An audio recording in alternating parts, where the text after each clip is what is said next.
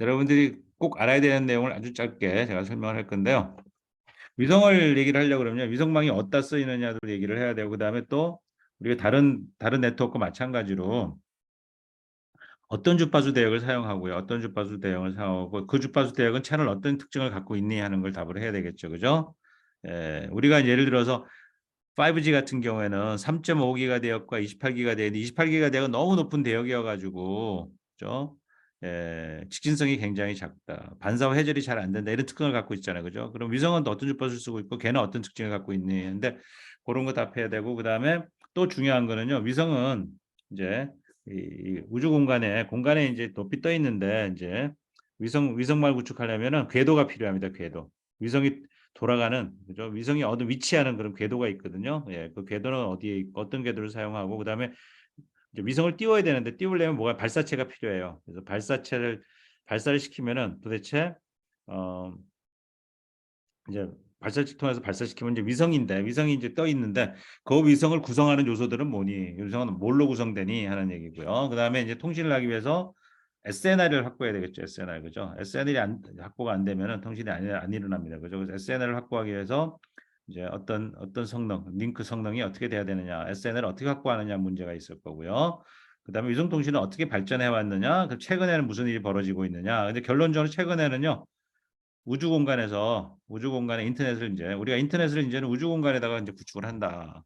그리고 브로드밴드 광대역이다. 다시 말해서 이제 굉장히 빠른 그죠? 예. LTE 또는 그 이상의 빠른 속도를 내는 인터넷을 우주 공간에다가 구축하겠다. 그래서 대표적인 게 일론 머스크의 스페이스X가 최근에 상용화를 한 스타링크라는 인제 서비스가 있고요. 예. 우리나라도 인제 스타링크가 들어오려고 지금 하고 있고요. 그 외에도 인제 원앱이나 이런 여러 가지 또 유사한 인제 시스템들이 있습니다. 이제 그런 얘기들을 제가 짧은 시간에 자 위성은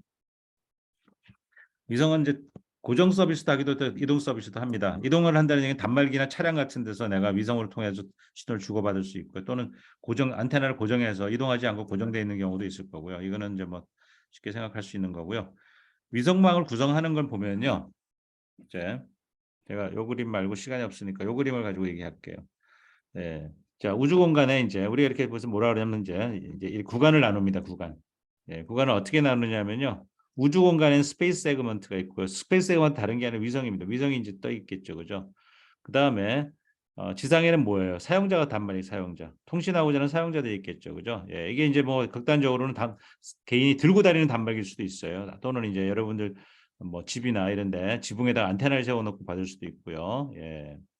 큰 안테나를 세워 놓고 또는 뭐 들고 다니는 단말기 뭐 하여간 사용자들이 들고 다니는 터미널이다. 이걸 유즈 세그먼트라고 합니다. 위에 보는 스페이스 세그먼트라고 얘기하고요. 그렇죠? 그래서 예. 여기 뭐 스페이스 세그먼트, 유즈 세그먼트. 그다음에 인제 여러분들이 인제 봐야 될 거 하나가 뭐냐면 이제 이게 다른 이동통신망하고 다른 게 뭐냐면 잘 생각해 보면요. 위성하고 도대체 누구하고 통신하느냐 하면은 당연히 단말이 신호를 받아야 되겠죠. 이렇게 단말이 신호를 받아야 되겠죠. 받는데 얘가 어디서 오는 신호입니까? 그죠? 네트워크에서 오겠죠. 그죠? 그래서 네트워크 오퍼레이터가 뭐냐면 여기에 뭐냐면 인터넷이 있는 거예요, 인터넷이. 예. 그리고 여기 있는 단말이 인터넷을 이제 접속을 하려고 그러면 그전에는 인제 뭐 예를 들어 가지고 유선이냐 무선이냐에 따라서 인제 이게 LTE면은 LTE 기죽을 통해서 인제 코어 네트워크를 거쳐 가지고 이제 인터넷 접속이 되지만 위성 같은 경우는 이제 그게 없단 말이에요. 그게 없는 상태에서 위성을 통해서 단말이 접속을 하려면 보내고 받으려면은 이제 게이트웨이라는 게 필요합니다. 게이트웨이가 인제 얘가 관문국인데 뭐냐면 결국은 위성과 얘가 연결을 해 주고요. 지상망하고 연결을 해 주는 겁니다. 그래서 게이트웨이를 통해서 인터넷의 게이트웨이를 통해서 위성을 통해서 단말한테 가거나 그 반대 방향으로 예 그래서 이 관문국이 굉장히 중요하죠. 그죠? 이게 굉장히 중요한 세그먼트입니다. 그래서 그라운드 세그먼트는 세 가지 세그먼트 있는데 스페이스 세그먼트, 그라운드 세그먼트, 유즈 세그먼트가 있는데 요 그라운드 세그먼트에는 게이트웨이라는 게 있다. 예.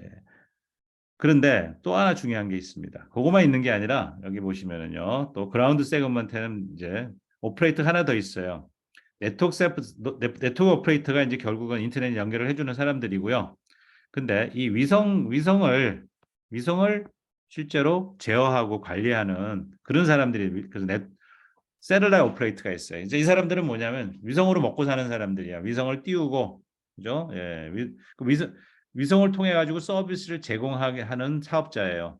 근데 이 사람들은 이제 어떤 그게 있냐면 서비스를 해주는데 이 위성을 관리를 해야 되죠. 예, 관리를 한다는 의미는 뭐냐면 위성이 지금 제대로 지금 동작을 하고 있는지 위성의 위치가 그죠? 위성의 위치가 실제로 이제 뒤에서 잠깐 설명하겠지만 위성의 위치가 우리가 원하는 방향으로 정확하게 자세를 잡고 있는지 이런 것들을 계속 관리해 줘야 돼요. 그리고 뭔가 틀어지면 그걸 다시 돌려놔야 되고요. 그래서 이런 것들을 우리가 이제 제어하기 위해서 여기 보면 이제 어떤 용어가 나오냐면요.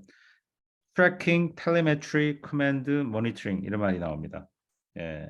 그래서 여러분들이 아마 이런 컨트롤 센터라는 걸 보셨을 거예요. 이런 컨트롤 센터가 있어요. 센터가 있어가지고 센터에서는 모든 상황들, 위성에서 벌어지고 있는 모든 상황들을 여기서 관제를 합니다. 관제. 그래서 위성이 움직이고 있으면 어디로 움직이고 있는지 어느 위치에 있는지 트래킹도 하고요. 걔가 지금 어떤 상황인지, 그죠? 예, 걔가 이제 예를 들어 가지고 어느 방향으로 지금 안테나를, 그죠? 방향을 하고 있는지 자세, 위성의 자세라든지, 그 다음에 뭐, 지금 이제 예를 들어서 태양광으로 이제 지금 배터리를 공급하고 있는데 지금 연료는 충분한지, 뭐 이런 여러 가지 그죠? 상황들을 모니터링하고 또 그거 자세가 틀렸을 때 자세를 고치고 뭐 이런 것도 여기서 다 제어를 해줘야 돼요. 예, 그 제어하는 센터가 있는데요. 그 센터가 있고 그 제어된 여기서 이제 제어를 하게 되면 컨트롤 센서 제어하면 걔가 이 안테나 여기 이제 TT 우리가 이제 Tracking Telemetry Command라고 얘기하거든요. 그래서 TTC Tracking Telemetry Command 그래서 TTC Ground Station이라고 부릅니다. 그래서 그걸 통해서 컨트롤 링크 그래서 이제 컨트롤하는 거예요. 예, 컨트롤. 예. 위성이 방향이 틀어졌다 그러면 자세를 교정해야 된다 그러면 여기서 저 커맨드를 보내면 명령을 보내면 이렇게 가는 거예요. 그리고 또 어떤 상태들을 정보를 가지고 와갖고 여기서 모니터링을 하기도 하고요. 그래서 이 TTNC 그라운드 스테이션이라는 게 중요한 엘리먼트로 이렇게 있습니다. 예, 그래서 여러분들이 이런 큰 안테나들을 여러분들이 볼 수 있을 거고요. 그라운드 스테이션은 그라운드에는 이제 이제 TTNC 그라운드 스테이션이 있고 그다음에 네트워크하고 연결하기 위한 게이트웨이 안테나가 이렇게 있을 수 있고요. 그렇죠? 예, 이렇게 정도로 하고요. 그다음에 이제 위성은 돕니다, 돌아요. 어떻게 왜 도냐면 여러분들 케플러스 법칙 배웠을 거예요. 예. 그래서 케플러스 법칙이 이제 결국은 뭐냐면 이제 제1법칙, 제2법칙, 제3법칙이 있는데 이제 제일 법칙은 이제 결국 이제 우리 우주 공간에서는 이제 지구 주변에는 태양이든 모든 이제 그 물체들끼리 서로 그죠 잡아당기는 힘이 있고요. 그죠? 예를 들어서 이제 지구가 태양 주변에 돌 때는 여기를 이렇게 이제 당기는 힘이 있을 거 아니에요. 그죠? 중력이 있단 말이에요. 그죠? 예, 이런 것들이 이제 이런 여러 가지 힘들이 작용을 해가지고 돕니다. 그죠? 예, 주변을 도는데 돌 때 이제 어떤 경우 타원 형태로 돕니다. 케플러 첫 번째 법칙이 결국은 뭐냐면 태양이 여기 있으면요. 지구가 이렇게 도는데 이 도는 형태가 태양이 있고 이 타원 궤도 타원에는 두 개의 점이 있죠. 그죠? 두 개 포커스라고 얘기하죠. 그죠? 예, 두 개 포커스가 있는데 태양이 하나의 포커스고 또 하나의 포커스가 있고 그걸 이제 두 개 포커스 주변으로 해서 이렇게 도는 거예요. 그래서 장축과 단축이 있는 거죠. 예. 이런 이제 타원으로 돈다 하는 게 케플러 첫 번째 법칙이에요. 예, 타원 형태로 돈다는 거. 두 번째는 이제 이 얘기는 이제 뭐냐면은 결국은 뭐냐면은 지금 이제 태양 주변으로 태양에 대해서 위성은 지구가 위성이에요. 근데 또 지구 주변의 위성도 우리가 이제 인공이죠. 이 사람이 인공적으로 만든 위성도 이제 케플러스 제일 법칙에 의해 가지고 지구 주변을 타원 형태로 돈다는 얘기입니다. 그죠? 근데 두 번째는 뭐냐면 돌긴 도는데 어떤 방향으로 이렇게 도는데 도는 속도가 이제 타원을 도는데 예를 들어서 이제 태양을 중심으로 돈다 그러면요. 태양에 가까운 이제 이렇게 돌다 보면 태양에 가까운 지점만큼 먼 쪽이 있잖아요. 그죠? 가까운 쪽에서는 더 빨리 돌고요. 왜냐면 요 면적이 여기 지금 이렇게 파란색으로 되는 게 면적이거든요. 여기 돌아간 부분. 요 면적이 서로 같다는 게 이제 케플러스의 두 번째 법칙이에요. 그 얘기는 무슨 얘기냐면 요 태양에 가까운 쪽이 더 빨리 돌고요. 이쪽 먼 쪽은 천천히 돌아요. 그래야 면적이 같겠지, 그지? 예, 그래서 위성은 우리가 이제 지구상에도 위성을 띄우면요. 이제 타원으로 돌 텐데 지구에서 가까우면은 빨리 돌고 천천히 돌고 뭐 이제 이런 걸 이제 상상하시면 되겠습니다. 예. 그래서 어 컨스턴트가 아니다. 도는 속도는 빠르고 느릴 수 있다. 뭐 이런 얘기를 하는 거. 세 번째 법칙은 세 번째는요. 그럼 위성은 진짜 궤도를 따라 가지고 그죠? 지금 타원으로 돈다고 그랬는데 어떤 속도로 도느냐 하는 거죠. 어떤 속도로 도느냐인데 결국은 이제 지구를 중심으로 보면요. 여기 위성이 이렇게 있으면요. 뭐가 있냐면 지구가 당기는 힘이 있고요. 그다음에 이제 이런 원 운동을 하려고 그러면 결국 이제 궤도상으로 이제 위성이 돈다는 얘기는 원 운동을 하는 건데요. 에, 이런 이제 원 운동을 하게 되면은 지구 쪽으로 당기는 힘이 있고 또 나가려는 원심력이 있어서 두 개 힘이 같아져야지 원 운동을 하겠죠. 그죠? 어떤 속도로 이제 이렇게 원 운동을 하려고 그러면 당기는 힘과 나가려는 힘이 합쳐져야 되죠. 그죠? 그래서 안쪽으로 들어오는 힘은 뭐죠? 이제 저 중력에 의한 힘이고요. 그다음에 이제 이 나가려는 힘은 이렇게 주어집니다. 앵귤러 벨로시티 포스가 있어서 이 두 개를 이꼴로 놓게 되면 이제 이걸 속도를 계산할 수가 있습니다. 여기서 이제 뮤라는 거는 이제 케플러스 컨스턴트예요. 이런 이제 상수고요. 요 R이 중요합니다. 그 속도는 이제 뭐에 결정이 되냐면 바로 반경. 그죠? 거리입니다, 거리. 반경이 아니라 이제 이 지구의 중심과 위성의 위치까지 거리를 R이라고 하면 이 R에 따라서 어느 위치에 있느냐에 따라서 이제 달라지는 거예요. 저 뭐죠? 그 속도가 다른. 여기 보시면 지금 애니메이션 보이죠, 그죠? 속도가 일정하지가 않아요. 타원을 따라가면서 아까도 제가 설명을 했지만 지구에서 멀면은 천천히 가고요. 지구에 가까워지면 굉장히 빨라집니다. 근데 여기 빨간 동그라미 있죠. 빨간 동그라미는 타원이 아니죠, 그죠? 타원의 스페셜 케이스죠. 이 경우에는 돌아가면서 속도가 똑같아요. 일정한데 이제 그러니까 뭐죠? 원형이니까 반경이 항상 똑같겠죠. 근데 타원형인 경우에는 이제 그 포커스, 그죠? 그 포커스에 가까우냐 뭐냐에 따라 속도가 달라지는 걸 우리가 알 수 있죠. 이제 실제로 위성이 이렇게 돌아가는 거예요, 지금요. 이런 위성이 돌아갑니다. 예.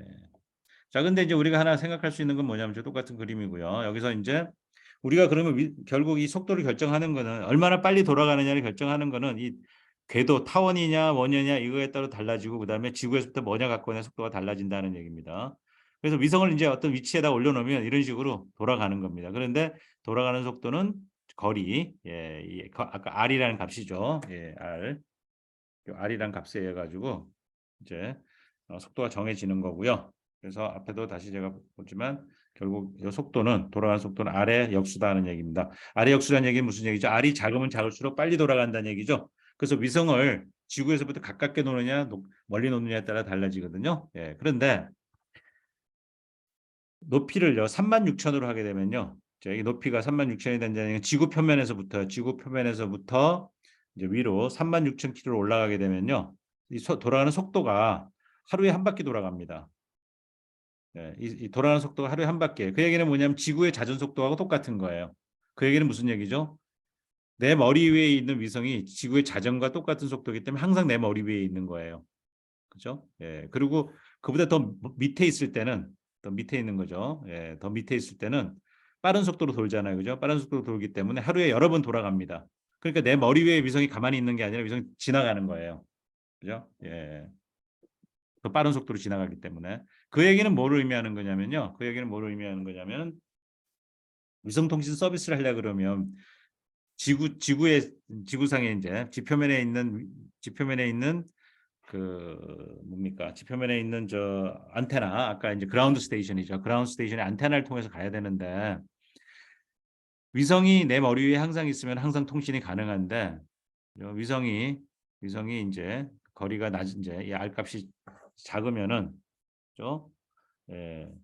고정돼 있지 않고 자전 속도보다 더 빠른 속도로 지나가 버리기 때문에 위성 한 개만 가지고 서비스를 할 수 없다.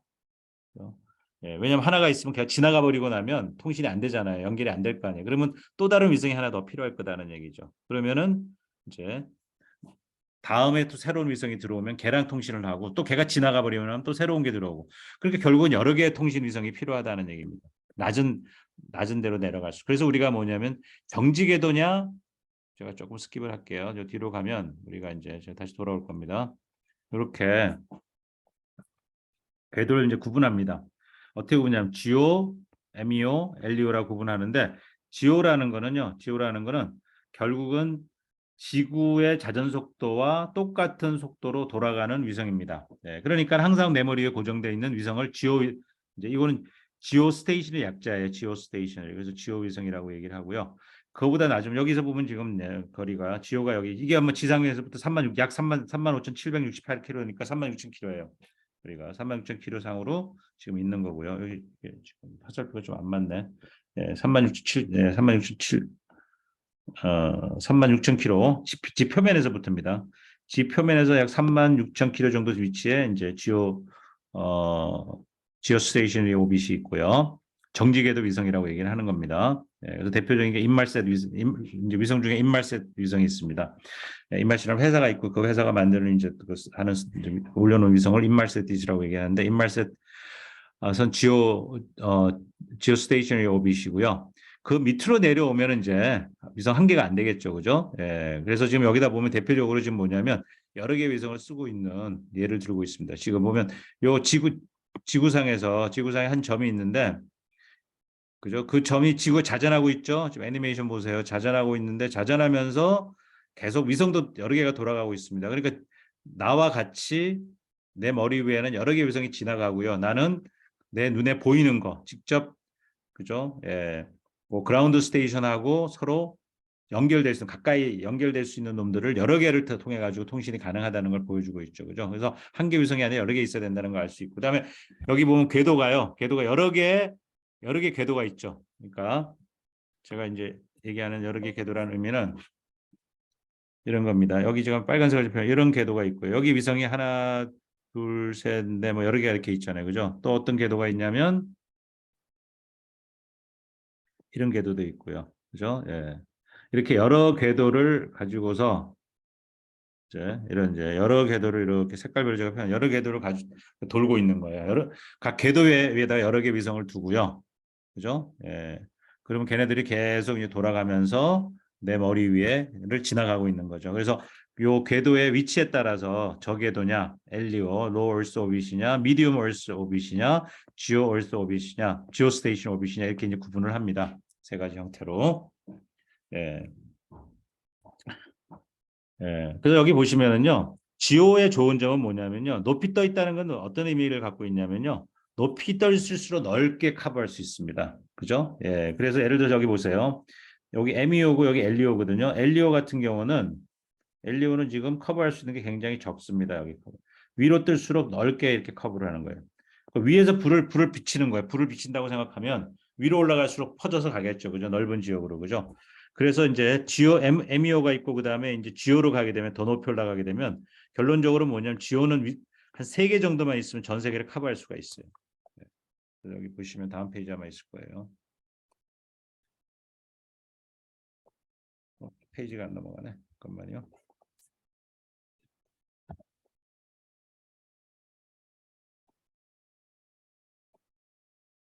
네.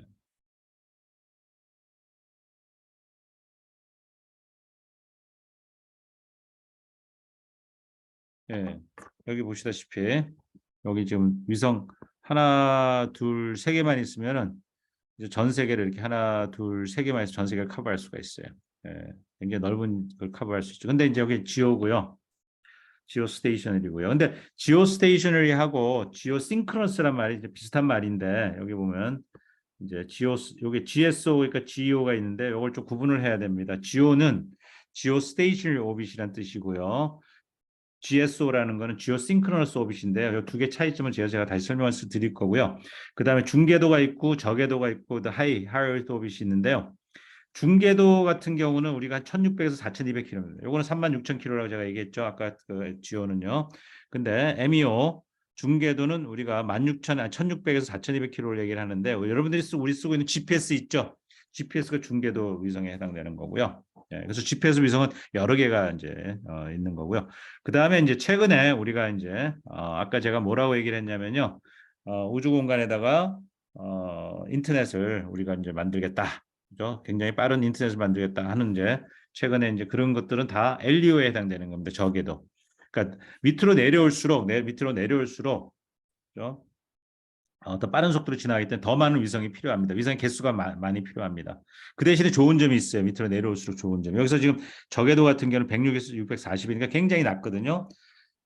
굉장히 낮다는 건 뭐로 의미하는 거냐면요. 빠른 속도로 통신할 수 있다는 레이턴시를 줄일 수 있다는 얘기예요. GEO 같은 경우는 36,000km 올라갔다 다시 내려와야 되거든요. 그러면 프로파게이션 딜레이가 필요하죠. 멀리까지 가다 다시 와야 되기 때문에 지연 시간이 크잖아요. 근데 160에서 640km가 되면은 굉장히 짧은 그죠? 예. 몇십 밀리세컨 안에 신호가 왔다 갔다 할 수 있기 때문에 좋죠. 그죠? 그래서 여기 보면 왜 LEO를 쓰는지를 그래서 로우 레이턴시가 굉장히 중요한 특징 중에 하나입니다. 예. 장점 뭐 장점과 단점이 다 있는데요. 단점은 이제 뭐죠? 단점은 여러 개의 위성을 띄워야 되는 게 단점이에요. 예, 그죠? 예, 만구축하는 돈이 많이 들어가겠죠, 그죠? 많은 위성을 띄워야 되니까. 그래서 옛날에는 이제 저궤도 위성을 띄우는 건 돈이 워낙 많이 들기 때문에 안 하려고 그랬는데 이제 최근에 이제 저궤도 위성을 이제 할 수 있었던 거는 뭐냐면 발사 비용이 굉장히 싸졌어요. 예, 그래서 스페이스X가 우리가 각광을 받고 있는 이유가 뭐냐면요. 스페이스X가 어떤 기술을 가져왔냐면 위성을 값싸게 이제 론칭할 수 있는 그러니까 이제 발사체죠. 예, 위성을 싸게 이제 띄우는 그 기술을 발사 기술을 갖고 있어요. 그래서 스페이스X의 중요한 모델 중에 하나가 뭐냐면요. 그 비즈니스 모델이 뭐냐면 돈 버는 게 통신망을 구축해서 스타링크라는 통신망을 만들어 가지고 통신 서비스를 하는 그런 것도 비즈니스 모델이지만은 사실은 스페이스X의 가장 큰 비즈니스 모델은 발사예요, 발사. 그래서 전 세계에 위성을 띄우고 싶은 사람들이 스페이스X에 가가지고 돈 주고서 우리 위성을 발사시켜 가지고 우리가 원하는 궤도에다가 올려주세요 하고 이걸 돈 받고 해주는 거예요. 근데 이제 경쟁력은 어디에 있냐면 여기 왼쪽 그림을 보게 되면요, 지금 특정 궤도에다가 저 이제 지오에다가 이제 36,000km 지상 위에 여기 지금 42,000이라고 되어 있는 건 뭐냐면 지구 중심에서부터입니다. 지구 중심에서부터 42,000이고요. 근데 이걸 띄울 때 어떻게 띄우냐면 발사를 시키면요. 한 번에 핑하고 올라가는 게 아니라 지금 여기 왼쪽 보라색에서 보는 것처럼 계속 이렇게 돌면서 우리가 목표로 하는 궤도까지 이렇게 진입을 시킵니다. 예, 요게 이제 그래서 처음에 이제 특정 위치까지 발사를 시켜서 올려놓고 나서 그 다음에 추진체를 이용해 가지고 이제 추진체를 이용해서 속도 조절을 쭉 해줍니다. 그러면 이제 요 지금 요 보라색으로 이제 타는 요 궤도에다 집어넣으면요 빙빙 돌다가 또 속도를 조절하면 그 다음 또 동그라미로 들어가고 그 다음 동그라미로 들어가고 해서 마지막 원하는 데까지 이렇게 진입을 시키는 거거든요. 예. 그러니까 여러분들이 이거를 그냥 한 번에 내가 원하는 데까지 훅 하고 갖다 놓으려면요 엄청나게 많은 에너지가 필요한 많은 이제 연료가 들어가고요 또 쉽지 않습니다. 근데 이런 식으로 이제 궤도를 이제 진입 궤도를 만들어 가지고 여러 차례 그죠 나눠서 올라가게 되면은요 에너지 소모 그러니까 그저 뭐죠 연료 소모를 적게 하면서 시간은 좀 걸려요. 예, 한 번에 못 가고 한참 돌아서 가야 되기 때문에 시간은 걸리지만은 연료 소모가 많지 않기 때문에 좀 값싸게 궤도로 갈 수 있다는 이제 얘기고요. 근데 제가 이제 뭐 얘기하려고 했냐면 지금 저궤도 위성 통신이 가능해진 이유는 이제 저궤도 통신을 지금 이제 최근에 이제 저궤도 위성망을 구축할 수 있는 이제 값싸게 구축할 수 있는 이제 근거가 생겼는데 그게 뭐냐면 스페이스X와 같은 이런 회사들이 발사 비용을 줄였는데 어떻게 줄였냐면 발사체를 재사용을 합니다. 이게 원래는 뭐냐면 한번 발사하고 나면 그냥 끝이에요. 그 발사체를 다 버려야 돼. 예, 근데 지금 이제 스페이스X는 이제 갔다가 위성을 발사시켜 놓고서 이제 다시 돌아옵니다. 예, 뭐 전체가 다 돌아오는 건 일부가 다시 지상으로 돌아와 가지고요. 그거를 다시 고쳐 가지고 다시 쓰거든요. 그래서 한 20번 정도 재사용한다고 그래요. 예, 하나 만들어 가지고. 그러니까 비용이 엄청나게 줄어든 거예요. 예, 그래서 이런 것들이 이제 발사 비용을 줄였기 때문에 여러 개 위성을 보려는 게 이제 굉장히 이제 경제성을 확보할 수 있었다 이런 얘기를 하는 거고요. 자, 제가 시간이 없어서 시간이 좀 다 됐는데요. 한두 가지만 더 얘기할게요. 우리가 이제 위성의 성능을 결정하는 건 뭐냐면요. 자, 위성 궤도가 있는데 여기 있는데 한번 생각해 보면요. 우리가 여러분들이 내가 어떤 특정 궤도에다가 위성을 올린다고 생각을 하면 이제 지구가 여기 있으면요. 일단은 어떤 궤도는 이제 아까 얘기한 대로 이제 뭐 타원형이 될 수도 있고 원형이 될 수도 있고 이제 뭐 어쨌든 케플러스의 제일 법칙에 의해 가지고 뭐 기본적으로는 타원형이 됩니다. 그죠? 기본적으로는 타원형인데 어 잠깐만요. 어이구. 예. 여기 요 그림을 좀 보면 좋겠어요. 여기 보시면 이제 예. 여기 지구가 이렇게 있으면요. 여러분들이 뭘 생각할 수 있냐면은 적도 있죠. 그죠? 적도면이 있어요. 적도면. 이퀄토리얼 플레인이라고 돼 있는 이퀘이터가 우리가 적도잖아요. 그죠? 그래서 이퀄토리얼 플레인 적도면입니다. 평면이죠. 그죠? 예, 그죠? 적도를 지나가는 평면이 있겠죠. 그죠? 예. 그러면 위성을 띄울 때 요 적도면 이제 궤도를 이제 우리가 뭐냐면 이 적도면 위에 궤도를 만들 수도 있어요. 그죠? 잠깐만 이게 잘 안 써지네. 잠깐만 기다려 주세요. 왜 안 써질까요? 시간이 조금 저한테 한 5분만 시간 주세요. 한 가지만 얘기하고 제가 끝낼 건데, 예,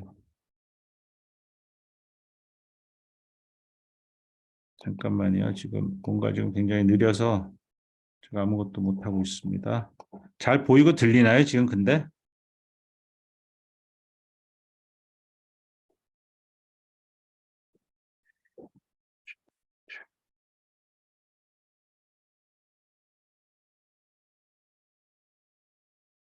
잘 보이고 들리면 네, 오케이. 자, 예, 제가 뭐 얘기하려고 그랬냐면요. 적도면 위에 궤도를 이렇게 만들 수가 있을 거예요. 그죠? 아이고, 그림이 안 그려져. 저기 느려졌는데 제가 조금만 옮겨서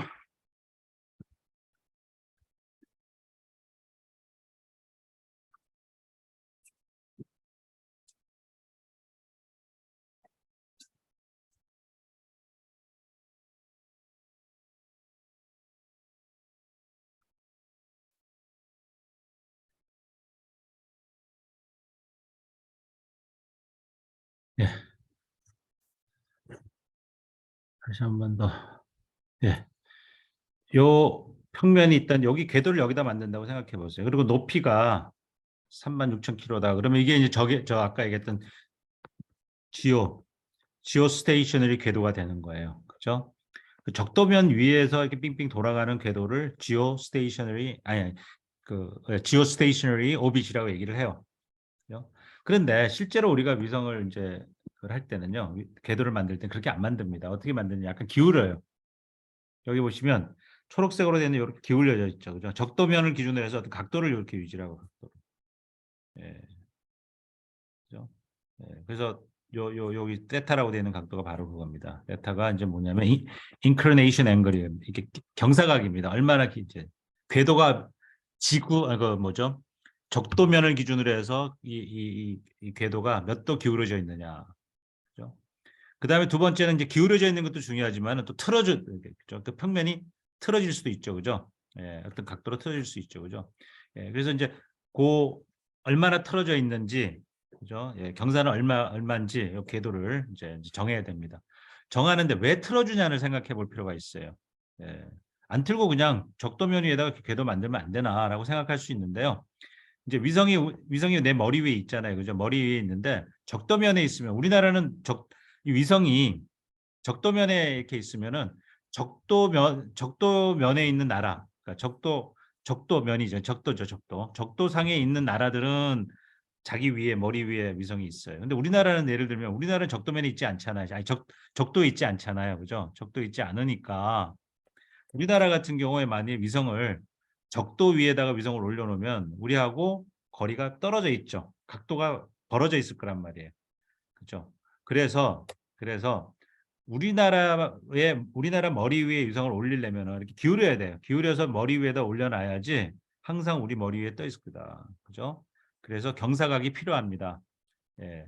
마찬가지로 이게 이제 저궤도 위성인 경우는 조금 상황이 달라집니다. 그러니까 제가 지금 얘기하는 지오라는 얘기는 지구의 자전 속도하고 같이 움직이는 겁니다. 예. 그래서 지금 아까 말씀드린 대로 적도면 위에 궤도 위에 올려놓는 위성을 지오 스테이셔널이라고 얘기하고요. 예, 경사각을 두고서 그죠? 자전 속도는 여기 똑같습니다. 그러니까 위성의 속도는 지구의 자전 속도와 똑같이 그죠? 정지 궤도 위에다 올려놓는데 경사각이 있는 경우는 GSO라고 부릅니다. 지오싱크로너스 오빗이라고 얘기합니다. 그래서 대개는 우리가 지오싱크러너스 오빗을 쓴다. 다시 말해 경사각을 둔다는 얘기죠. 경사각을 둬야만, 그죠? 북반부 적도보다 위쪽에 있는 나라들이 위성에 더, 그죠? 거리가 가깝겠죠, 그죠? 예, 그래서 지오 스테이셔너리와 지오 싱크러너스를 구분을 합니다. 네, 지오 싱크러너스, 지오 스테이셔너리 구분하고, 지오 스테이셔너리는 어, 어, 벽도면에 있는 거고요. 지오 싱크러너스는 경사각을 갖고 있는 그런 궤도를 얘기하는 겁니다. 자, 그런데 저궤도 위성인 경우는 얘기는 좀 달라집니다. 저궤도 위성은 어차피 저궤도 위성 같은 경우는 한 개 위성만 있는 게 아닙니다. 그 지오 스테이션이나 지오 싱크러너스는 한 개만 띄우기 때문에 정확하게 내가 원하는 위치에 있어야 되잖아요. 그죠? 근데 엘리오 같은 경우는 지 마음대로 여러 개를 둘 수 있기 때문에, 여러 개를 둘 수 있기 때문에 지금 제가 얘기하는 몇 도로 기울으냐 이런 게 그렇게 중요하지 않을 수 있습니다. 다만 몇 개의 이제 궤도를 내가 사용할 거냐, 그리고 궤도 하나마다 몇 개의 위성을 둘 거냐 이런 걸 이제 정해야 되겠죠. 그리고 위성의 높이는 얼마나 할까 정해야 되겠죠, 그죠?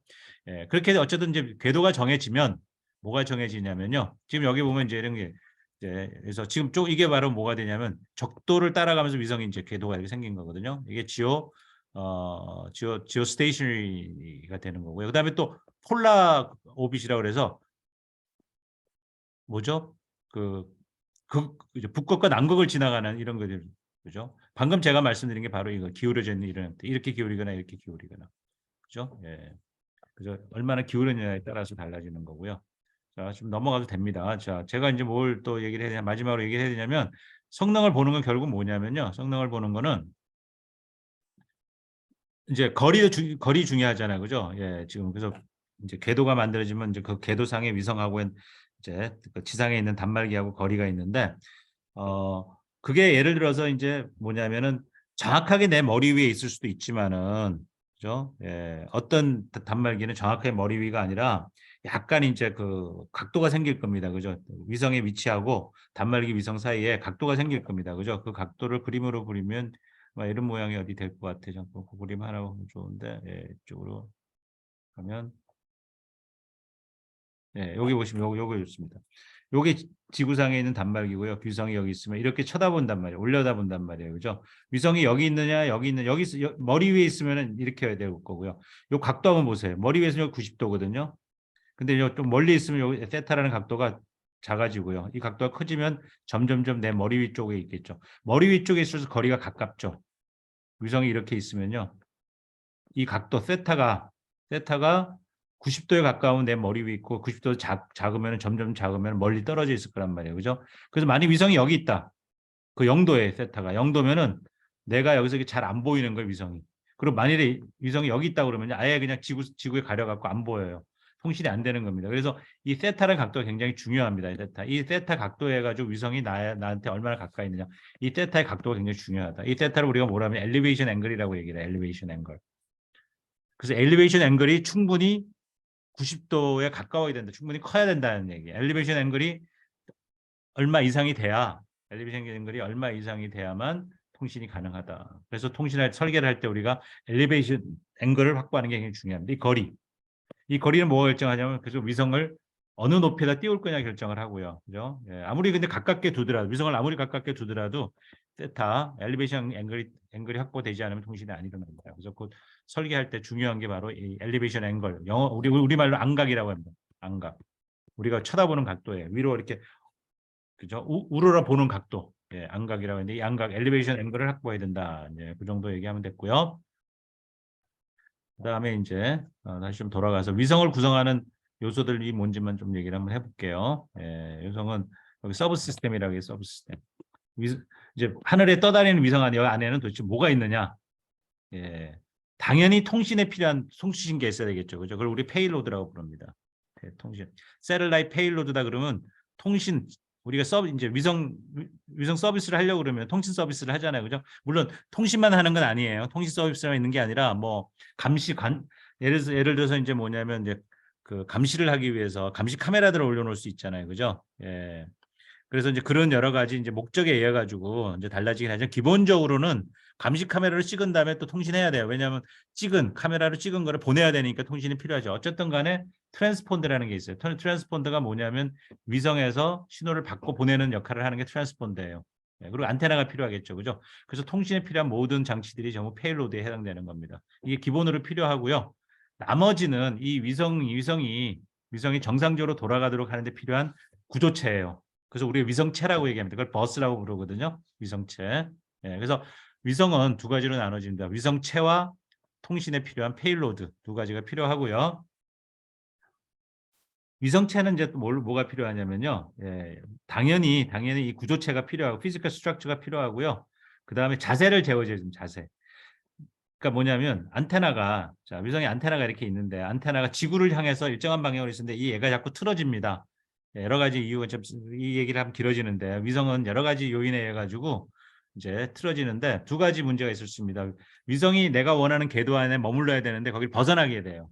그래서 벗어나지 않도록 감시해 가지고 일정한 궤도 안에 들어오도록 만들어주는 장치가 필요하고요. 그다음에 애티튜드 이게 이제 자세입니다. 안테나가 지구 방향으로 내가 통신하기 좋은 방향으로 계속 방향을 자세를 이제 유지해 줘야 되는데 그게 틀어진단 말이에요. 그럼 틀어진 거 어떻게 막는지 아세요? 여기 안에 추진체가 들어가 있어요. 예, 추진체가 저기 뭐야 추진체가 들어 있어 가지고요. 이 추진체가 이제 마치 비행기예요, 비행기.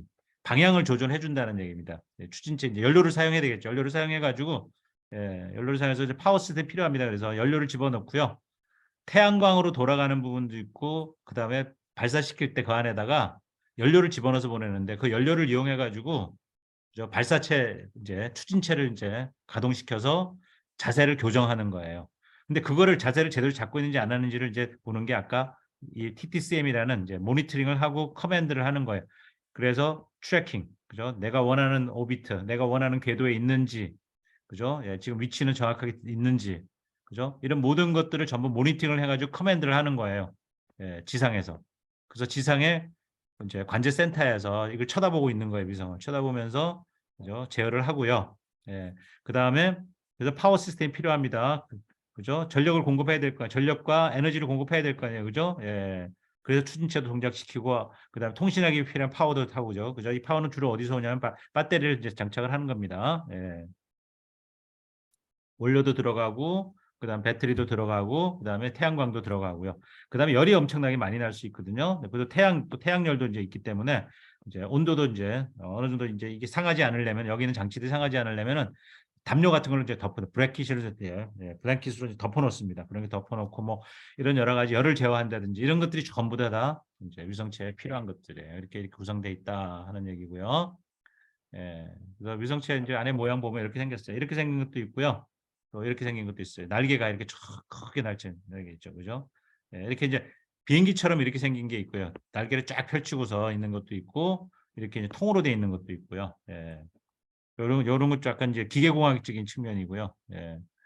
예, 이 정도로 얘기를 하고요. 예, 다 끝났습니다. 이제 주파수는 여러 대역이 있지만 가장 많이 쓰는 주파수 대역은 이제 여기 요 대역인데 요 대역이 어디냐면요. 요 대역이 우리가 쓰는 이동통신 주파수하고 거의 일치합니다. 예.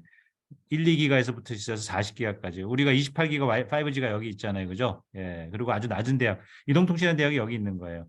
예. 그런데 이제 위성 쪽에서는 주파수 대역을 이름을 붙여놨어요. 뭐 C밴드, X밴드, KU밴드, K밴드, KA밴드인데 이 중에서 중요한 게 여기 K밴드라는 게 있는데 K밴드는 여기 이쪽 대역에서는요. 대역에서는 대기권 통과하기가 어렵습니다. 이 신호가. 그래서 이 대역은 안 씁니다. 예. 그래서 K밴드를 우리가 피해서 K밴드 밑에 요 U는 언더란 얘기예요. K밴드 언더. 그다음에 요 KA라는 얘기는 K밴드 어버브. 그래서 KU밴드와 KA밴드 요 대역을 주로 쓰고요. 위로 올라갈수록 당연히 대역 뭡니까? 높은 대역으로 갈수록 더 많은 대역포를 넓은 대역포를 쓰겠죠. 그죠? 예, 그래서 지금은 우리가 KU밴드 많이 쓰고 KA밴드 많이 쓰고요. 또 낮은 대역도 많이 쓰고 있습니다. 예. 그 정도 생각하시면 되고요. 예, 또 시간이 없기 때문에 제가 얘기를 많이 못하겠고 쭉 넘어가서 마지막으로 지금 현재 이제 쭉 가면요. 이제 여기 스페이스X의 스타링크예요. 예. 그래서 12,000개 위성을 띄우려고 하고 있습니다. 지금 뭐 엄청나게 많은 위성이고 여기 보면 궤도가 무지하게 많죠. 궤도가 지금 이렇게 많은 궤도들이 이렇게 돌아가 이렇게도 있고 뭐 그죠? 여러 궤도들 이렇게 만들어 놓은 거예요. 예. 그리고 한 개 궤도에 수십 개의 위성들이 지금 있고요. 그래서 전부 12,000개의 위성을 올리는데 지금 현재는 지금 위성 한 3, 4천 개가 올라간 거 이건 좀 오래된 자료예요. 3, 4천 개가 이미 올라가 있고 계속 올릴 거고요. 예. 그리고 위성이 이제 뭐냐면 이게 펠콘 9이라는 저 발사체인데요. 이게 한 번 올라갈 때마다 60개 이상의 위성을 이게 이제 여기 보시면 이게 전부 스택이 돼 있잖아요. 스택이 쭉 돼 있는데 이게 하나가 한 개 위성이에요.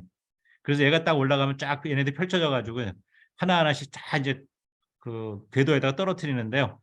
얘가 처음에 이렇게 접해 있는데 이제 궤도에 올라가면 지가 날개를 쫙 펼칩니다. 그래서 펼쳐서 안테나를 펼치고요. 그래서 한꺼번에 60개씩 올리는 거예요. 예. 그리고 얘는 갔다가 다시 돌아옵니다. 예. 그래서 재사용 가능한 발사체이기 때문에 이거 20번 정도 재사용하는 거니까 한 번 올릴 때마다 60개씩 올리는 거예요. 위성체 하나 가지고서 그죠? 예, 60개씩 올리고 또 다시 와서 또 올리고 하니까 위성 하나가 몇천 개의 위성을 그냥 올릴 수가 있으니까 12,000개 하는데 큰 돈이 들어가지 않는다 이거죠. 그래서 지금 현재는 위성 하나 올리는 대충 한 5억 원 정도는 된다고 얘기를 합니다. 옛날에는 이것들이 전부 5천억씩 들었던 거예요. 예, 그러니까 돈은 엄청나게 그죠? 예, 경제적이죠. 그죠? 예, 펠콘 9이고 여기 펠콘 9 여기에 지금 뭐냐 발사체 위에 요 부분. 예. 요 부분에다가 우리가 이거 페어링이라고 얘기하는데 페어링 여기 안에다가 이제 우리 아까 제가 위성 요 안테나 여기 올라가면 요게 쫙 펼쳐져서 안테나가 쫙 이렇게 펼쳐지는 거예요. 그래서 요 앞에 여기 앞쪽에다가 요 캡슐 부분이라고 이제 드래곤 캡슐이라는데 요 캡슐 부분에 이제 우리가 사람도 실을 수 있고 화물도 실는 이제 예를 들어 화물이라는 게 이제 바로 이 위성 통신하기 위한 이런 위성을 실으면은 이게 화물이 되는 거고요. 그다음에 작년에 올 초죠. 올 봄에 사람 그죠? 예, 사람을 여러 명 태워가지고 여기다 캡슐에 실어서 보냈어요. 그래서 이걸 통해서 뭘 합니까? 우주 여행을 이제 하는 거죠. 예, 그래서 여기다 호텔도 짓고 해서 호텔까지 사람 보내는 거예요. 그죠? 예, 그래서 이 일론 머스크가 갖고 있는 가장 강력한 기술이고요. 그 다음에 궁극적으로는 화성을 지구의 식민지로 만들겠다 그럽니다. 이제 그래서 나중에 이런 발사체가 더 멀리 갑니다. 어디까지? 화성까지 갑니다. 예, 갔다 다시 돌아오고 사람을 실어 나르겠다는 거죠. 예, 그래서 화성을 지구의 식민지로 만들겠다. 그래서 이 기술을 이용해서 이제 만든 망이 이제 스타링크입니다. 스타링크 망이고요. 그러니까 이제 이게 스타링크 아까 12,000개 위성으로 구성된 게 바로 스타링크 네트워크가 되는 거고요. 예, 그래서 최근에 우크라이나 전쟁할 때도 이제 우크라이나에서 드론을 컨트롤하거나 여러 가지 이게 전쟁 상황에서 인터넷이 다 이제 그 이동통신망이면 인터넷이 다 이제 파괴가 됐어요. 예, 통신할 수단이 없어. 예, 근데 드론을 띄우고 전쟁을 하거나 뭐를 작전을 수행하려면은 통신망이 필요한데 그죠? 예, 그때 바로 이제 일론 머스크의 스타링크를 이용해 갖고 이제 아주 화려한 화려한 역할을 했고요. 마지막으로 이제 단말기에도 여러분 아이폰 14에는 이제 우리나라는 해당성은 없습니다만 중국이나 미국으로 들어가는 이제 아이폰에는요 이제 위성망이 붙습니다. 예. 지금 이제 이거는 위성망은 기존에 있는 글로벌 스타라는 망을 이용하는데 이제 앞으로는 아이폰에 뭐가 들어가냐면요 이 스타링크 아까 얘기한 스타링크가 아이폰에 들어갑니다. 그래서 지금 스타링크하고 같이 얘기해서 지금 미국에서는 아이폰 단말기에 스타링크 서비스를 집어넣어서 핸드폰, 여러 스마트폰이죠. 아이폰을 이용해 가지고 인터넷 접속이 가능하도록 위성으로도 가능하도록 한다. 근데 왜 해야 되느냐? 이동통신망이 깔리지 않은 데가 굉장히 많아. 우리나라는 해당 사항이 없을 수 있죠. 중국이나 아니면 미국 땅이 굉장히 넓은 지역에서는 기지국을 지상에 다 박을 수가 없기 때문에 위성을 이용해서 서비스 커버리지를 만들겠다. 뭐 이런 스토리가 되겠습니다. 예, 그걸 하기 위해서는 이렇게 큰 안테나가 필요해요. 우주 공간에 지금 보시면 8m 바이 8m, 가로 세로 8m예요. 예, 가로 세로 8m 엄청나게 크죠. 이런 안테나를 우주 공간에서 띄워야 됩니다. 띄우는데 이거 어떻게 좀 이거 못 올리겠죠. 그래서 어떤 차곡차곡 접어서 발사시키면은요 공중에서 펴집니다. 이게 쫙 펴져서 이렇게 되면 이렇게 큰 안테나가 돼야지 여러분들 스마트폰하고 지상하고 통신이 가능해요. 예, 그래서 이런 안테나 기술이 굉장히 중요할 거다 이렇게 생각하는 거죠. 자, 여기까지 제 강의 다 마쳤고요. 예, 제가 조금 시간 많이 오버했습니다. 한 20분 정도요. 예, 자, 여기까지 했고, 자, 남은 시간 동안은 질문 있는 사람은 남아서 하세요. 제가 남아서 질문 받도록 하겠습니다. 네, 여기까지 이번 학기 강의 모두 마치고 수고 많이 했어요.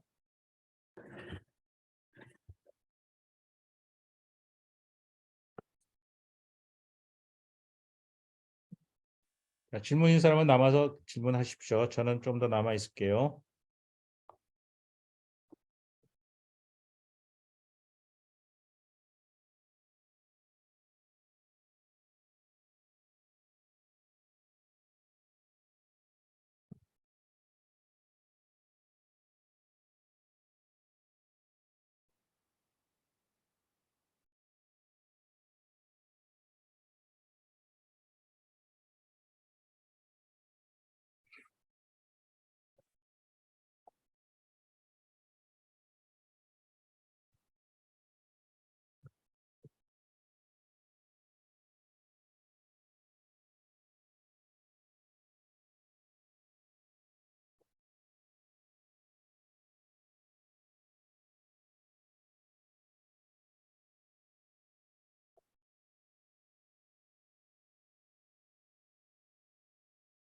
자, 우리 두 학생 남아 있네요. 이채원 학생, 정민기 학생 질문이 있으면 얘기하시, 없으면 저는 나갈게요.